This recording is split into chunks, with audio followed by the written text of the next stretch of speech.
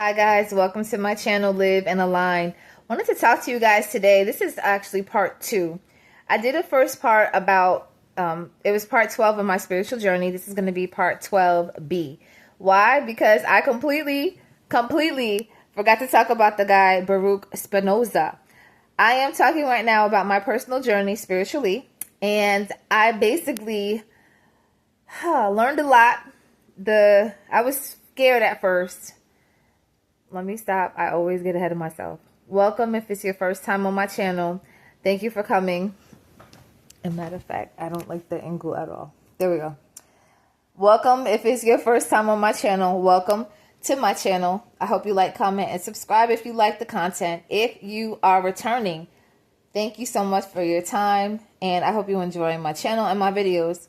And I guess you are because you're still here. All right, guys. So on my part 12 of my spiritual journey, I looked up, I finally got the nerve, because I was scared and not really wanting to before. Finally got the nerve to actually look up the video that was on, it says 10 deadly facts that prove Jesus impossible. So they're saying that there's no way he could have existed. And I told you guys before, I saw that video and I was too scared to look at it. I never looked at it. I never wanted to watch it. And I was just like, no, I'm not doing it. In that video, part 12A, talks about the 10 points that I learned, right? Now, there was a guy I mentioned named Baruch Spinoza. And he's important to know about because he, as a regular person, I think he had like some role in the church. But as a regular person, he actually said, you know what, I'm just going to read through everything and I'm going to see what I find. And he came to the same exact conclusion that the 10 points said. He was like, they don't have any proof. There's nothing, no records, no firsthand account, nothing. As I stated in the first video, Mark was written 40 years after the said crucifixion. And along with that, it was from verbal storytelling. So Mark didn't see anything. Matthew and Luke were written, 90% of Matthew was from Mark. He didn't see it. He used Mark's writings.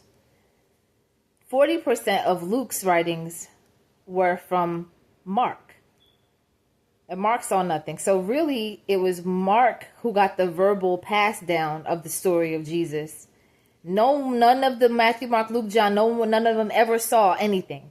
So that whole thought that I always had in my life, and John is even worse because John came after those two. So guys, the reason that I'm mentioning this part is because they said Baruch Spinoza had actually gone through everything and he came to the same conclusion that this video did. There's no proof.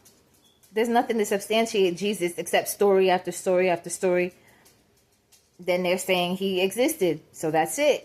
But there's no proof. Roman records didn't show it. The 4 people that I talked about in video 1 who kept accurate and very, very large records, just documenting every little thing, especially the stuff amongst the Jews and their uprising and possible issues that they could have had with Christianity.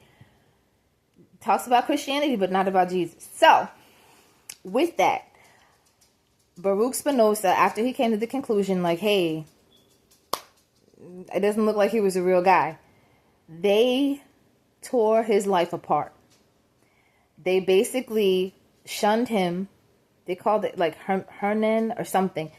They basically said he was like a heretic because he was talking against Jesus. And you know, they were using a lot of the Bible and everything to control people. People didn't have access to the internet. They couldn't read. They were relying on the heads of the church for connection to God, right? This man's family turned against him. They cast him out of like society. Like you ever see the Scarlet Letter? He was like worse than that. They gave him such a hard time the rest of his days. He was an outcast simply for telling the truth. Guys, listen to what I'm saying. Question everything. I'm not going to make this video long. Because I forgot to say it in the other video. Baruch Spinoza. Even when I did a hashtag of his name in my first video, it came up. So this is a real person who confronted lies or who basically just saw fact and truth and it did not produce any evidence of Jesus. So guys, I'm still trying to process this and wrap my head around it. I'm still trying to understand. And I'm ultimately just going to continue to research. As I said in the last video, as for me and my house, I used to say we will serve the Lord. As for me and my house, we will continue to research, question everything, and we will continue to ask why and dig and look. My next couple videos are going to be on Epic of Gilgamesh.